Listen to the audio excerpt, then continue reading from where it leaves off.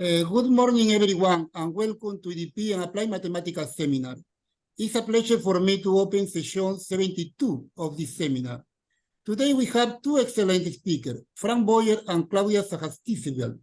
Introduciendo Franck Boyer, we have to Professor Enrique Fernández Cara. Thank you, Enrique. You can start. Good morning, good afternoon, good evening to everybody. It's for me a pleasure to present Franck Boyer from the University of Toulouse in France, University Paul Sabatier in Toulouse, France. I met Franck several years ago, so I know him rather well, and since we are working similar subjects, we have been meeting and gathering information during years in several workshops. So I'm particularly very happy to present him. I have always appreciated his ability to produce theoretical and numerical results, especially in the area of control theory. So, as I have said, it's a pleasure to present him, and so you can begin. He's going to give us a talk about the moment method with the title An Old Approach to Solve New Controllability Problems. You can start when you want. Okay, thank you very much. So I want first to thank you for the invitation and for the introduction, Enrique. It's also a pleasure for me to give this talk. I never went to Brazil, so maybe one day I will come in person in Brazil, but for the moment I have to do this talk on Zoom. So okay, so today I will talk about the moment method and its application to control theory. And I would like to start with an introduction, and I will describe in an abstract way what is a moment problem and what can be said about that. And then I will try to give you some elements to explain you why this approach can be useful in the control theory. So let's start. What is a moment problem in a quite abstract setting? So if I consider an Hilbert space H, a family E of elements in this Hilbert space, and omega a family of number, the question I would like to answer is it possible to find an element in this Hilbert space X such that the scalar product of X with any element of the family E is equal to the omega E I am given? Okay, so it's just a problem of finding a solution to this set of equations. And the question is, if I am given the family E, for which data omega is it possible to solve the problem P? So first of all, I make some remark. The first remark is that the uniqueness problem is not really a problem. Okay, if the family is complete, for instance, we have uniqueness as soon as we have existence of a solution. And if it is not the case, we can always project the X on the space spanned by E and obtain what is called the minimal solution, the one with minimal norm. So uniqueness is not really the problem for today. The more interesting thing is to see that we have necessary conditions for the existence of a solution. So for instance, if you assume that the solution of problem P exists, you can simply use the Cauchy-Schwarz theorem and bound the omega E for every E by the norm of E times the norm of X, of course. And so if you call this C, you see that you have an estimate of omega E with respect to the norm of E for each E in the family capital E. So this is the first condition. If you don't have such a constant with your data, you know that you cannot have a solution.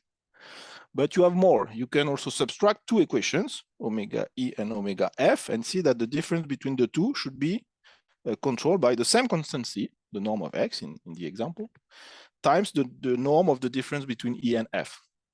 So it means that if E and F are two elements of the capital E are closed, then necessarily the corresponding omega should be closed also.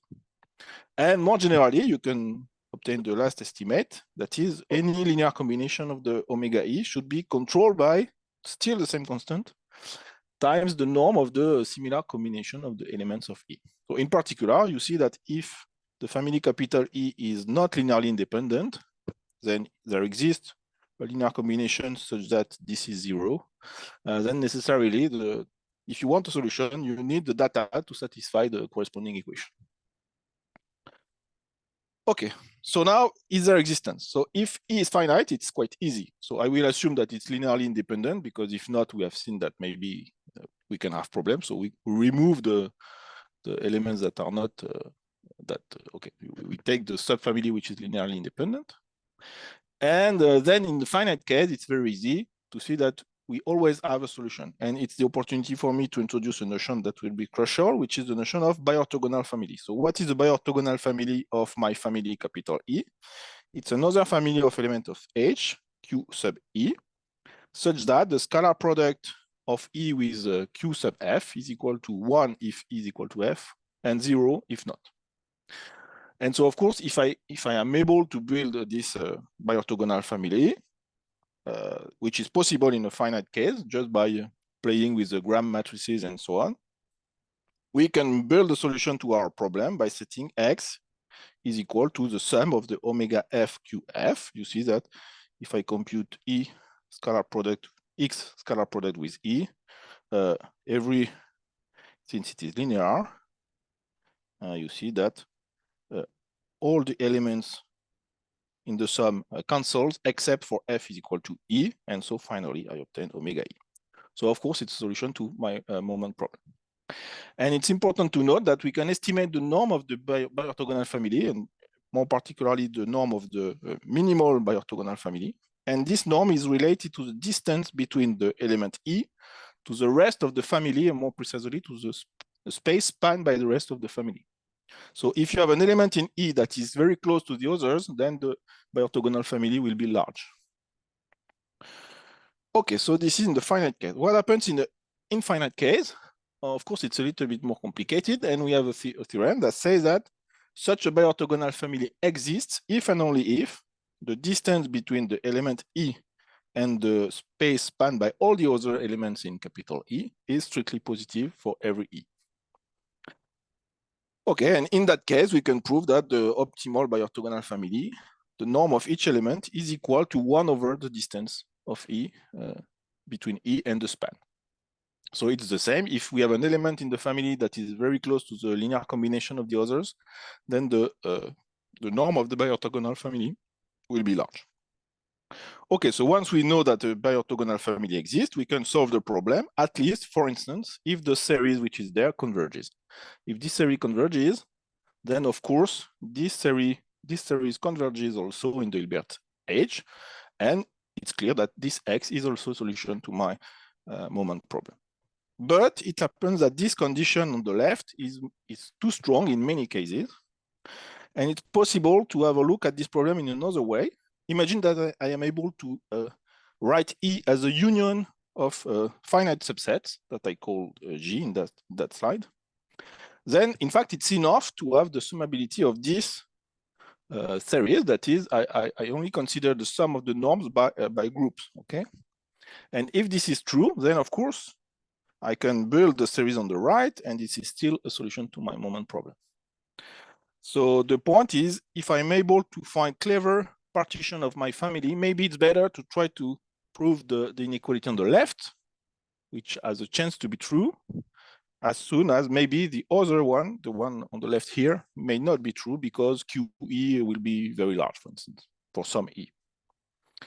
So in other words, there can be compensation between the data, and it may happen that the sum in a given group G is small, even though each term of the sum is large. Okay, so that will be the idea of the rest of at some point in the rest of the talk.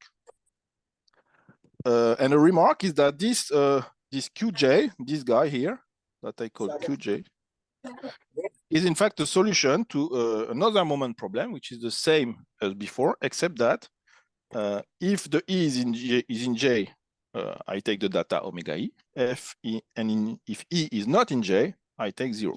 So it's a kind of partial moment problem. And at the end of the day, what I'm doing is to sum all the solutions of the partial moment problems. Okay, so this is a quite abstract setting, and we will see later how this can be useful in the control theory. So let me now give a functional setting for the control problem I will study. So this is a very heavy slide, but you have not to read that. The important part is the red box here. that say that I will be considering a linear control problem, time independent. A, you can think about minus Laplace, for instance. So it's typically the parabolic equation. The B here is a control operator. It's the way the U enters the U, which is the control, enters the equation. Okay. Y naught is the initial data. And okay, so the important point is to have a well-posedness result, and all the assumptions I made on the top of the page are just there to say that everything works nicely. And the notion of solution is the following one. So it's not the weak solution as in the usual sense, it's a dual solution, let's say. And this is obtained formally by taking guy here. So this guy is a solution to the adjoint equation. So it's solved minus dt plus a star, let's call it q, is equal to 0. And the q at time tau is equal to phi. So you take any time tau, you take any phi in the space, you solve the adjoint problem backward in time, and you multiply formally the solution you obtain by your system S. And you do all the integration by parts, let's say formally, and you obtain the equation I wrote there. And now you simply say, okay, this is my definition of what is a solution. And the theorem says that there is a unique Y satisfying all those equations that I gave here. Okay. And now that I have a notion of solution, I can define what is the null controllability. I am given a time t, capital T, the finite time. And I say that my problem S is null controllable at time t if for any initial data Y naught, I am able to find a control U, a function U, such that the solution of the problem S is exactly equal to 0 at time t. So there are other notions of controllability that I will not discuss today, but this one is the one I will study. Okay, so what are the results in the field? So let's start with classical results. So classical results concern, for instance, the heat equation. So if I consider the heat equation, you have here my problem S in a quite usual form. So you see this is the operator A, this is the operator B, and the situation is the following. I have a domain omega and a subdomain little omega inside a big omega, and I would like to control the equation only by acting, the U is only acting in the subdomain small omega. Okay, so in that case, the controllability of the equation is very well known. It's known since the 70s in the 1D case and the 90s in the multi-D case, okay? And the important point is that this is true for any omega and for any time t. So you don't have any condition on t and omega, except that omega should not be empty, of course. And concerning the boundary control problem, so it's exactly the same, except that now the control is the boundary data in the problem. So you see that it's not that clear that this system can be put in the form dty plus ay is equal to bu, but it can be. The B is not completely clear, but it can be done. And finally, the result is the same. For any non-empty control domain gamma naught, for any time t, the problem is null controllable. And in fact, it can be proved that the two problems are in fact equivalent. So we can prove the second theorem by using the first one and the other way. The situation is more intricate if we are looking at coupled parabolic systems. So it's the same geometry, but now we have two equations, two parabolic equations, two heat equations, let's say, but only one single control. In the first case, you see that the control U is only acting in the second equation. So of course, if I want to control both components of the system, I need that the term in red here, A of x, y2, the coupling term, makes the job, okay? So it's clear that if A is 0, for instance, the system will not be controllable at all. So I need conditions between the coupling coefficient and the control domain to prove the controllability. So you see that those results are much more recent than the other one. It's the beginning of the century. And the first result that we can have for this system is that if the support of the coupling term A intersects the control domain omega in a non-trivial way, then the system SD is null controllable at any time t. So this can be proved by, for instance, Kalman estimates and so on. So I will not speak about that today. But the important point is that if the support of A does not intersect omega, in full generality, I think that nobody knows how to answer this problem, except in 1D, by the moment method I will describe in a minute.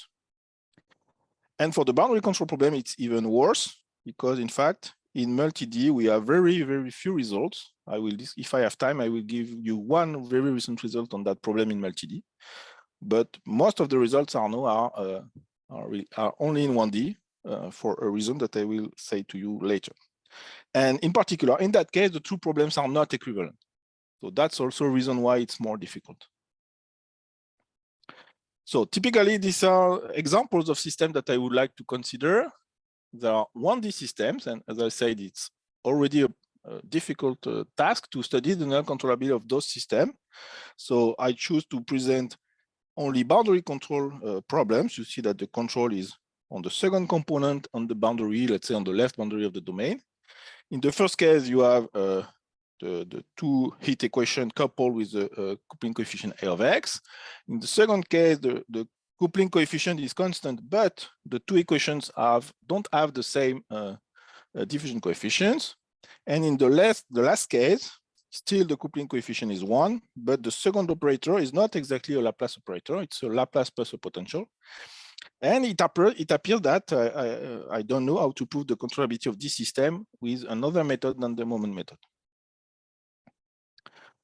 Okay, so now I will discuss necessary condition of controllability. So let me present you the moment equation that will appear now in the system. So this is the system I would like to study, the control system.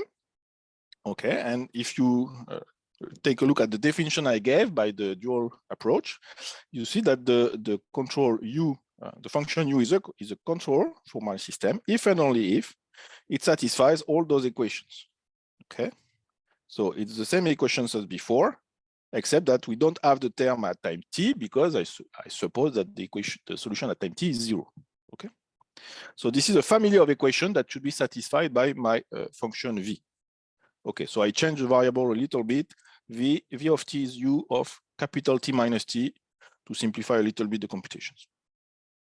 Okay, so from now on, I will make some assumptions that are not completely necessary, but to simplify a little bit the talk. I will assume that the control is scalar, so it's typically the examples I take here. You see that u of t is a number at every time t, u of t is a number. So it's typically the situation I would like to see. And I will assume that the operator A star is very simple, so it has only a point spectrum, all the eigenvalues are positive. Okay, and I will denote in the whole talk phi lambda, the eigenvalue, the eigenfunction associated to the eigenvalue lambda, which is normalized by convention. Okay, so now you see that if I test this equation with phi is equal to phi lambda, for every eigenvalue lambda, of course, everything simplifies a lot because the exponential minus t a star of phi becomes simply the number exponential minus lambda t times phi lambda. It's the property of the eigenfunctions. And the same on the left. So you obtain a very much simpler equations. And what you observe here is that this is the L2 scalar product of v with the function E lambda, which is the exponential. So E lambda is the function that associated to t exponential minus lambda t. And so you see that this set of equation is really a moment problem, as I described that at the very beginning of the talk. Okay, so now what are the conditions I need to check to be sure that maybe a control exists? So the first condition, which is clear, is that I need b star phi lambda to be not 0. You see that if it happens that for some lambda, this term is 0, then of course I have no hope to be able to have this equality for any y naught, because you see that the control will not play any role. I will have 0 is equal to something that does not depend on v, so there is no hope to have a controllability. So this is the first necessary condition. And it is well known in the community as the Fattorini-Otus test. And in fact, it's a necessary insufficient condition for approximate controllability. So I give you here two examples. The first one is the one in the work by Dolecki. And you see that if you control with the Dirac mass, okay, so the source term is just a Dirac mass, then you can compute that the b star phi lambda in that case, it's just the value at x naught of the eigenfunctions. And the eigenfunctions in that case are very simple. It's just the sine of k pi x. So the condition becomes I would like the sign of k pi x naught to be not 0 for any k. And you can see easily that this is equivalent to ask that x naught is not a rational number. So you see that depending on the position of x naught, the problem may or may not be approximately controllable. The second example is a little bit more intricate. I will not do the computation, but it's quite similar. And we obtain that this system is approximately controllable if and only if either d is equal to 1, which is the easy case, let's say, or square root of d is not rational.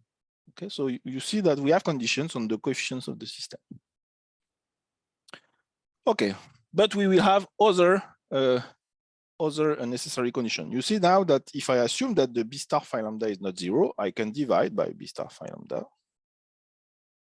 And finally, I obtain a real moment problem. The scalar product of v with the exponentials should be equal to something. And now I can do exactly the same computation I did at the beginning. I can use the Cauchy-Schwarz inequality on the left. And you see that if a control exists, necessarily I should have this bound. Okay, just by the Cauchy-Schwarz inequality.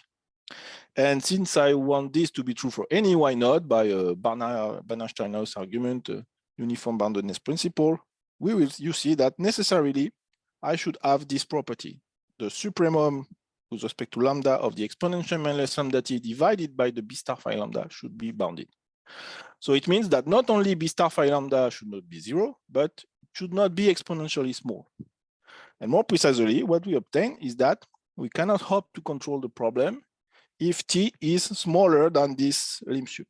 Okay, so essentially it says that if b star phi lambda is exponentially small, I need to wait a sufficiently large time to be able to control my equation. And this is the example. I come back to the example by Dolecki, and you see that I did the computation in the previous slide. This lim sup is nothing but this lim sup. So it's the lim sup of the logarithm minus the logarithm of sine of k pi x naught divided by k squared pi squared. Okay.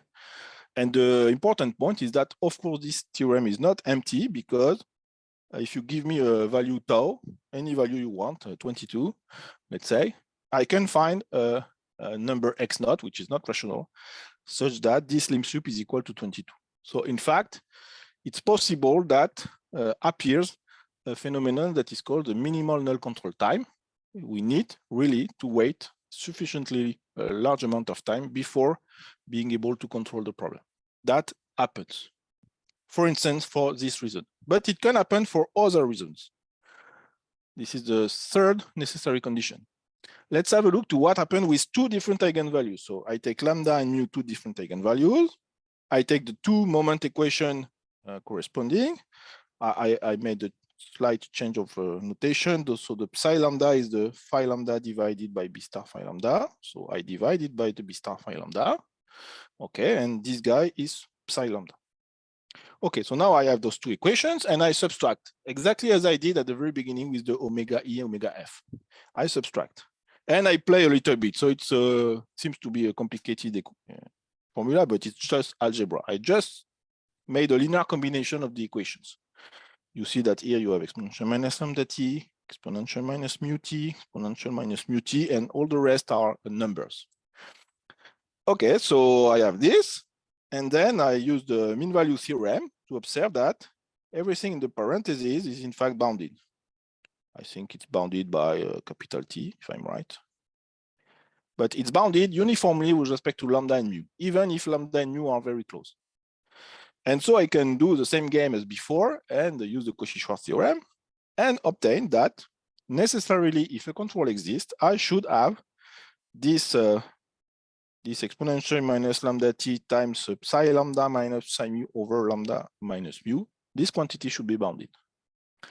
And similarly as before, this gives me a minimal null control time condition.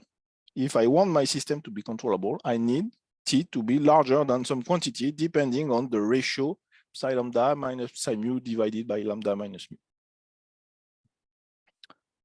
Okay, so here is the condition I obtained, and there are many cases. The first case I would like to discuss is in the case where the family of eigenfunction phi lambda forms a Riesz basis of the space. It means that essentially it's like an Hilbert basis. Okay, it's not exactly, but it's the same spirit. So in that case, what happens is that this this norm here is essentially 1 over lambda minus mu. Okay, not exactly, but that's the idea. So finally, this norm that can be complicated is in fact quite simple and only depends on the eigenvalues itself. And so we obtain the condition in blue, and this condition in blue is simply related to how the eigenvalues are organized. And this is called the condensation of eigenvalues. It means that if two eigenvalues can be exponentially close, then I will have problems and I will need to wait a sufficiently large time to be able to control the system. So here is an example. So it's the same system as before with two different diffusion coefficients. Here you have 1 and here you have d. D is different from 1. Square root of d is not rational. Okay, and in that case, we can show that the condition is t larger than this lim sup, which seems a little bit strange. But anyway, it's a number that depends on d. And we can prove that this number can be as large as we want. We can find values of d such that the t0 of d is equal to 34, for instance. Okay, so this phenomenon occurs. And the second case is when phi lambda does not form a Riesz basis of x. In that case, we need to be very careful because, okay, maybe lambda and mu are very close, but it's possible that the quotient psi lambda minus psi mu over lambda minus mu can be bounded, even if lambda and mu are very close. And if this happens, then maybe there is no minimal time or a minimal time which is less than the one we have previously shown. And so this is the observation I put there. It can happen that the eigenfunction themselves condensate as soon as the eigenvalues also condensate. So the eigenvalues are close, but the associated eigenfunctions also are close. And finally, the two phenomena compensate. And at the end of the day, maybe there is no minimal time of control. So I will give an example of this phenomenon a little bit later. Okay, so if I summarize the discussion, we have seen that if I want the system to be controllable, I need to, T should be sufficiently large, and depending on the phenomenon, it can be this condition or this one, or maybe the two. Okay, so now the question is, okay, assume that T is larger than the quantities I've written. Is it possible to prove that indeed the system is controllable? So we need now to prove a positive controllability result.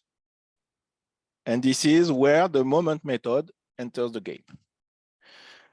So let me first describe what I call the usual way. So let me make some assumptions. So that I will assume that the eigenfunction phi lambda form a complete family of the space, which is a very common feature. And I will assume that all the observation terms are not zero.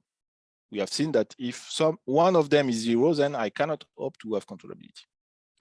Okay, and then I just rewrote in the blue frame the moment equation. So you see that I'm looking for a function u such that its integral against every exponential minus lambda t for every lambda in the spectrum is equal to somebody. So this guy is omega lambda. Okay, so omega lambda is given. I know why not. I know the eigen elements, and I look for u. So here is the theorem. So in fact, it's many theorems that I glued in one single theorem. And as you can see, it's a very, very old problem. So it goes back to Moon, Schwartz, etc. So many people have contributed in some sense to this result that I summarize as follows. So the first point is to say that in that case, the existence of a biorthogonal family Q lambda to the exponentials, to the family exponential lambda for lambda in capital lambda, this is equivalent to the condition that the inverse of the eigenvalues are summable. So this is a necessary and sufficient condition. This is more or less the Moon's theorem. Okay, so I have a necessary condition, at least for the existence of the biorthogonal family. But this result does not say anything about the norm of the biorthogonal family. So the second point is what is done in the work by Luxembourg, Correva, and Fattorini-Russell. If we assume an additional assumption that is called the gap assumption, so the gap assumption means that any two different eigenvalues in the spectrum cannot be close. So it's exactly the converse of the situation I've described before. We have a separation between eigenvalues. In that case, it's possible to prove that the biorthogonal family is bounded by some exponential epsilon lambda. We get a bound like that. Okay, so now if we combine the two, we see that we can prove the controllability of the system for t larger than the minimal time I gave before. And the proof is quite easy. I want to take u to be equal to the sum of the omega lambda, so omega lambda is this guy, times q lambda. And as I told to you at the very at the start of the talk, this is possible if the sum of the omega lambda times the norm of q lambda is finite. If this sum is finite, then I can define u as above, and I have controllability. So now let me check what is the size of the different elements. Here you have an exponential minus lambda t, and b star phi lambda is something like exponential minus lambda t0. You see that the condition here, the definition of t0 essentially says that b star phi lambda behaves like exponential minus lambda t0. So it's not exactly that, but in the spirit, it's that. So you see now that you have omega lambda, which is of size omega exponential minus lambda t exponential plus lambda t0, and the q lambda is of size exponential epsilon lambda. It's given by the theorem there. And so you see that if t is larger than t0, then the negative exponential term wins in some sense, and this you take epsilon small enough, and you obtain a series that is summable, and finally you have constructed your control. So for t larger than the t0, the moment method, you can simply sum the contribution of the bi-orthogonal family multiplied by the data of the moment problem. Okay, so we can be a little bit more precise. In more recent works, we have given more precise things, and I will say why it's interesting in a minute. And so you see you have the gap condition, the same as before. And now I have a condition on the counting function. So the counting function of a set of lambda is simply, and lambda of r is simply the number of eigenvalues that are less than r. Okay. And so this assumption with theta less than 1 implies the summability of the inverse of the lambda. So I recall you that I have this condition there. This condition here is necessary for the method to work. And if I have this condition on the counting function, automatically I have the summability of the series. Okay, so there's what we gain in this estimate. We gain a much more precise estimate of the size of the q lambda. You see that instead of exponential epsilon lambda with a constant depending on epsilon and on t, that was the previous result. Now we have an estimate which is more precise, and the constant c here, this one, does not depend on lambda, on t, and it only depends on the parameters, on rho, on kappa, on theta. Okay, so it's important that the estimate is uniform with respect to the eigenvalues in some sense. It depends only on the parameter that characterize the family of eigenvalues. And as a consequence, we obtain, for instance, that we can estimate the cost of the control. How the cost of the control behaves when t is small. So this is this kind of estimates, for instance. For the heat equation, theta is equal to 1/2. 1/2, it means that we obtain a cost of the control in exponential c over t. And I insist on the fact that this constant only depends on the various parameters in the problem. Okay, so there is a less usual way to do. It's the case where we don't have the gap condition. When we don't have the gap condition, as I said, it may happen that the eigenvalues condensate, and maybe we can have problems. So this is what was done in this paper by Amarcoja, Ben Abdallah, Gonzalez Burgos, and De Teresa. And they proved that it's possible to bound the bi-orthogonal family without the gap condition, but we have to pay in the estimate here a number, which is the condensation index. I will not define the condensation index, but it's a very old notion that comes back to Bernstein. It's a number that characterizes how the eigenvalues are getting closer one from each other. And so you see that if I have this condensation index in the estimate of the bi-orthogonal family, I need t to be larger than this condensation index to be able to make my methodology work and to make the series converging. So this is the result they prove. If T is larger than the condensation index of the eigenvalue of the spectrum, then the problem is not controllable at time T. But they prove a negative result only in the case where the eigenfunctions are a Riesz basis, as I told you before. And this is the expected thing. But if phi lambda is not a Riesz basis, maybe this condensation index is overestimated. Okay. So let me present what I call the new way. So it's more recent way to solve moment problems. And this is the setting. So it's the same setting as before. Phi lambda is a complete family of X. I suppose that the observations are not zero. I suppose the summability of the inverse of the eigenvalues. And instead of the gap condition, I assume what we called a weak gap condition. So what does it mean? It means that I have a spectrum and each interval of length rho contains at most p eigenvalues. So maybe some of them are close, but not too much. And the typical example when it occurs, and it's exactly the situation we have in all the systems I've presented, is the fact it's when the spectrum of the global operator can be seen as a union, a finite union of spectrum of families, lambda I. Each of them satisfies the gap condition. But of course, when you take families that satisfy the gap condition and you take the union, you don't obtain a family that satisfies the gap condition. So it's what I put on the drawing. You see that the red dots satisfy the gap condition, the blue squares also, the black triangles also. But when you take the union, maybe here, for instance, we have two eigenvalues that are close. But the point is that you can group them, and you see that I can build groups of size less than 3. In my example, there are 3 families. And those groups are bounded, nicely separated, and each of them has at most 3 elements.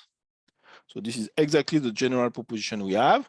If we have a family with a weak gap condition, we can do that. We can decompose lambda as a union of disjoint finite groups. Cardinal of the groups is less than p. The diameter of the groups is less than rho. And the distance between 2 groups is larger than r. So they are well separated. Okay.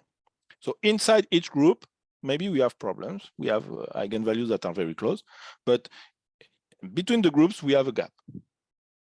Okay, and to present the next annotations, I will use a numbering inside each group. Okay, but it's just to simplify the writing. So now I need a definition, and the definition is the one that is quite classical in numerical analysis. It's the divided differences. So in a given group, what I do is the following.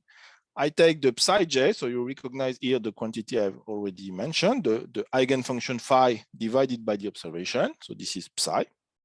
And this psi, I call it psi bracket lambda j. This is the definition. And now I compute divided difference by induction as follows. So the first one I compute is the psi bracket lambda I lambda j for I different from j. And it's just the difference between the quotient psi lambda I minus psi lambda j divided by lambda I minus lambda j. So you recognize here the guy that we have already encountered. It was written like that in the previous slide, but it's the same guy, except that now we have a numbering of the eigenvalues. Okay, so we have seen that this guy should play a role in the business. But in fact, it's not the only one to play a role. And inside each group, we need to compute the whole diagram of divided differences. So for instance, this guy is just this value minus this value divided by this value minus this value. So it's the usual way, the Newton way to compute the divided differences. Okay, and what will be important is the norm of all those elements in X. So every element in this diagram is an element of the state space X. Okay, so maybe it's a function of it's a function. And what will be important is the norm of all those guys. For instance, the one on the main diagonal. Okay, if I am able to bound the guys on the main diagonal, I am able to bound all the guys in the diagram. And so here is the theorem. So the theorem is that still in the scalar control case, U is equal to R, we assume that phi lambda is a complete family. We assume a bound on the counting function. We assume the weak gap condition. Then we are able to compute exactly, at least we have a formula that gives what is the minimal null control time for the system. And this guy is computed by taking the logarithm of all the maximum of all the guys in the diagram here, the norm of all those guys. I take the logarithm and divide by lambda k. So in other words, if in this divided difference diagram, there are guys that are exponentially large, then I will have a minimal time. This is the result. But the important point is that everything is computed in a group, and each group has size at most p. So it's a very local analysis we do for each group of eigenvalues. So I will pass on that. So just a remark. So that's the first sentence is exactly what I said. We need to have a careful spectral analysis in each group. We don't really care about what happens in different groups. And it's quite important to have a uniform estimate of all the quantities I presented with respect to parameters. In particular, this will let us analyze semi-discrete system. So we have discretization in the system. So we have a numerical parameter. We are able to prove uniform estimates with respect to this parameter. There are applications to multi-D systems. I don't know if I will have time to say a word on that, and so on. There are straightforward extension of this business. For instance, if the eigenvalues are complex, so it's possible as soon as they are in a sector, that means our operator is parabolic in some sense. And it's possible to take into account multiplicities in the eigenvalues. It can happen that some eigenvalues are multiple, algebraically multiple. It's possible to do it. But there is a non-straightforward extension that we recently did with Morgan-Morancé, which is to extend the analysis to the case of non-scalar controls.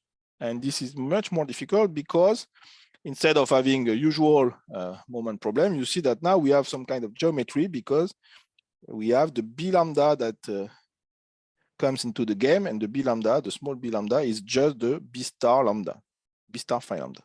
In the previous case, b star phi lambda was just a number. So a number, I can put it outside the integral and it's over. But now, if my control space is any Hilbert space, then this b star phi lambda is an element of my Hilbert space, and I cannot divide by an element of an Hilbert space, of course. So, okay, the structure is more complicated, but we can do similar things, let's say. So let us, I will give you two examples. So the first example is completely academic, but it's just to see how it works.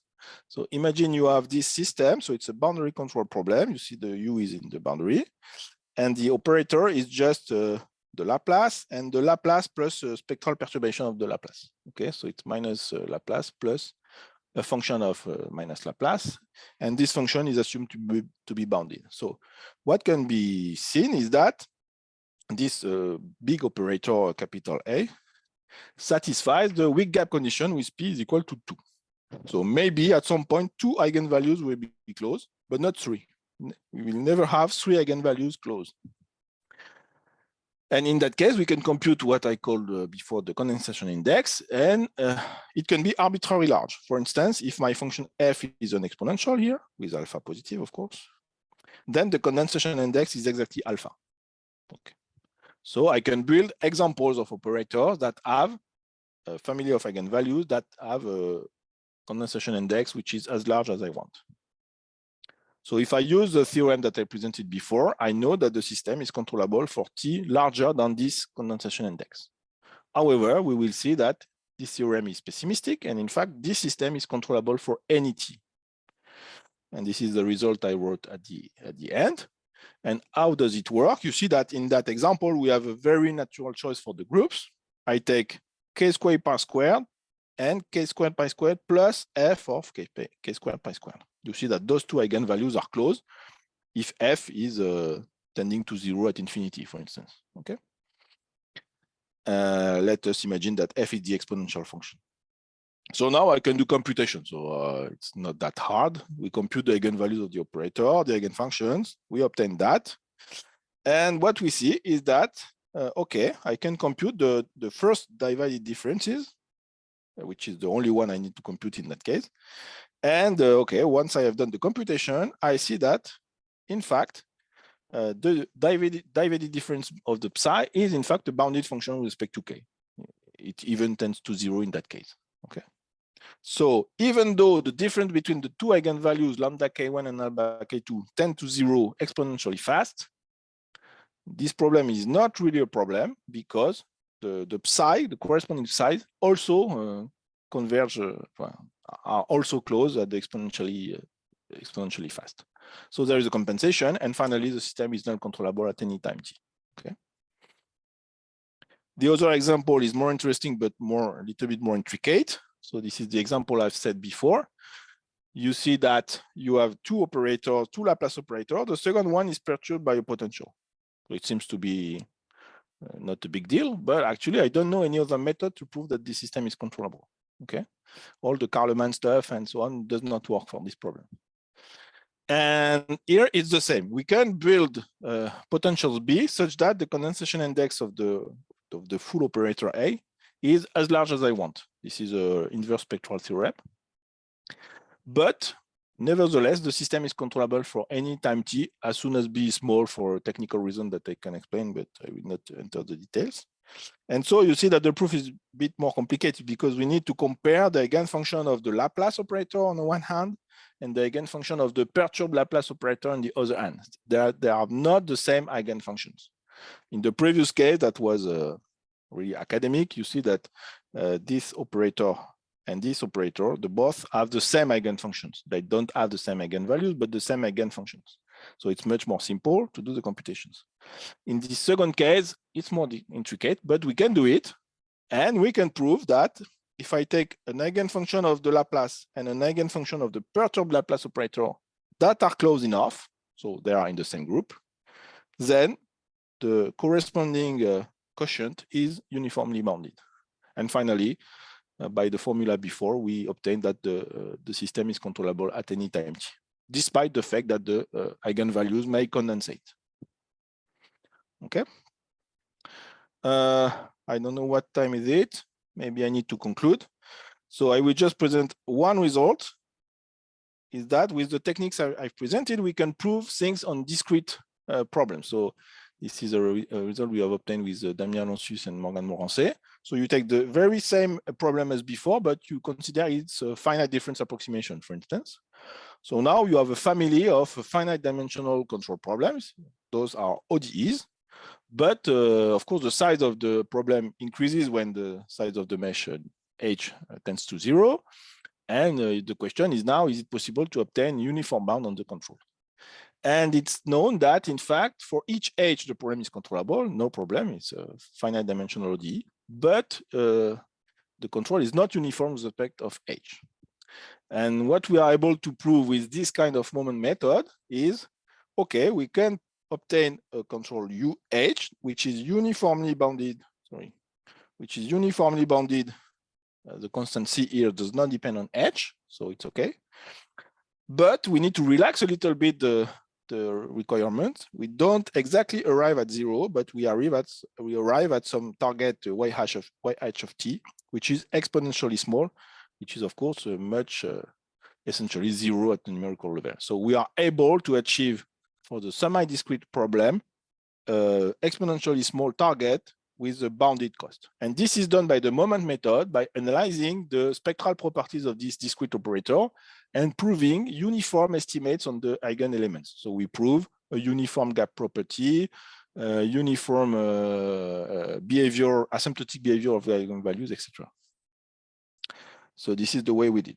And to conclude, I would like to discuss a little bit what happens in 2D, for instance. So in 2D, we have a bad news and we have a semi-good news. So the bad news is that we have the Weil asymptotics. And the Weil asymptotics say that in 2D, the eigenvalues of, let's say, the Laplace operator behaves like R, essentially. And in particular, the series of the 1 over lambda does not converge. And as I told to you, this is a necessary and sufficient condition to have the existence of biorthogonal families to the exponential. So we know that in 2D, this is not possible. We cannot do exactly the same reasoning as before. Okay. But in some cases, in particular in Cartesian geometries, we can cheat a little bit. And here is an example. So if we try to prove the boundary controllability of the heat equation by the moment method in 2D on a rectangle, which is completely useless because the result is known by other techniques, but just to show you the method, what we can do is, of course, to take Fourier series in the x2 variable. So x2 is the vertical direction. So you develop our solution in Fourier in the direction x2, and what we obtain is a family of 1D problems. So each of these problems is 1D, but is parameterized by the Fourier parameter n. And so that's why it's important for the moment method to be able to give you uniform estimates with respect to the eigenvalues. So we will have a family of moment problem to solve, and we want bounds uniform with respect to the parameter n. And we can do that. So as soon as we are able to prove a uniform estimate of the control of each problem number n, we can reconstitute the control U by summing everything. So in fact, I'm cheating a little bit because this works if gamma is equal to the whole boundary of omega. If gamma is the complete side of the omega, it's okay. This, what I said, exactly works. But if gamma is just a part of the boundary, as in the picture, then it does not work because the domain is not compatible with the Fourier transform. We will not obtain a control which is supported in gamma. And so it's a bit more complicated. In fact, for people who know, we need to combine those arguments with the Lebor-Biano strategy. So it can be done, but it's more complicated. And now for parabolic systems, and I will conclude on that. We can do the same kind of strategy with a parabolic system. So I recalled you the result I've shown for the 1D coupled parabolic system on the top of the page. So this system is null controllable at any time t, and we have the estimation of the cost. Sorry, perfect. And by using the Fourier trick, we can extend the result to the 2 decays and obtain the result on the bottom of the page, which is essentially that the same system, but in 2D this time, is null controllable at any time t, and we have an estimate. And for this result is really new. There is no other method to prove this result, as far as I know. And in the case where the diffusions are different, so now I take a D which is not 1 here, the situation is much more complicated. As I said to you, even in 1D, the controllability is not sure. It depends on the parameter D. So we have seen that if square root of D is rational, then there is no approximate controllability. If square root of D is not rational, then we have null controllability, but for a sufficiently large time t. And the miracle is that, in fact, in 2D, this is a recent result I obtained with Guillaume Olive. In 2D, the same system, as you see, can be controlled at any time t as soon as the support of the boundary control intersects the 2 non-parallel sides of omega. So there is a kind of miracle in that case. If we only control with one control, let's say on the left boundary of omega, the proof does not work. But if we decide to add also a part of the support of the control on the bottom boundary of omega, then it works. And the proof is completely based on the block moment method in a quite subtle way that I have no time to describe. But of course, once again, it's very important to obtain uniform estimate with respect to the parameters. Okay, so I will conclude now. And okay, I think that I have said already everything on this slide. So I thank you for your attention, and I can answer any question if you have. Thank you very much. Thank you very much. Thank you very much for your nice talk. And now we have some time for questions. Do you have any question? Please switch on your microphone or write in the chat, and we'll try to transmit your question.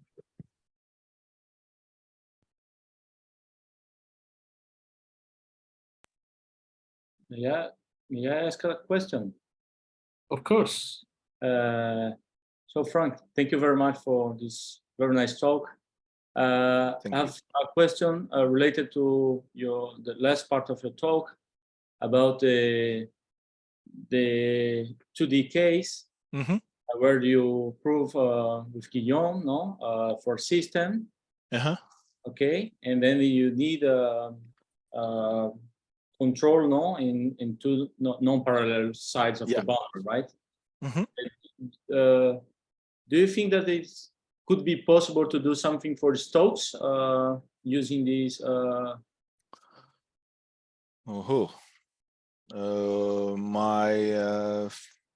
My guess is no, without a lot of work. Because we really use this works because we use the Cartesian structure of the operator. So it works because the Laplace is the sum of the minus dx squared minus dy squared. And for instance, I don't know how to do the same result if I replace the Laplace by minus divergence of gamma gradient. Okay. If there is a diffusion coefficient that depends on the two variables, the proof absolutely does not work. We need to be able to separate the variables in some sense. So maybe it's doable for Stokes, but I'm not sure at all.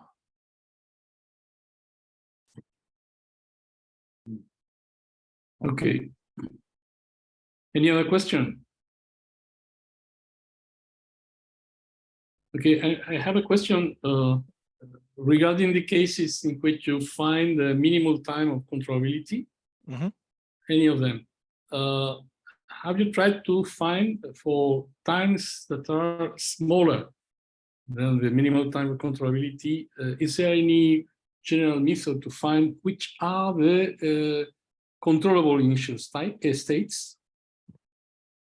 Yeah, so the answer is yes, we have ideas of that. For instance, if you take an initial data which has only a finite number of modes, the system is controllable at any time t, because it's a high frequency phenomenon. So if you want to observe the non-controllability, in some sense, you have to have large frequencies in your solution. So yes, we've done that. In fact, in the paper with Assia and Guillaume, we have precisely given the result for one given initial data. So if you give me one initial data, I can give you the minimal time to control this particular initial data.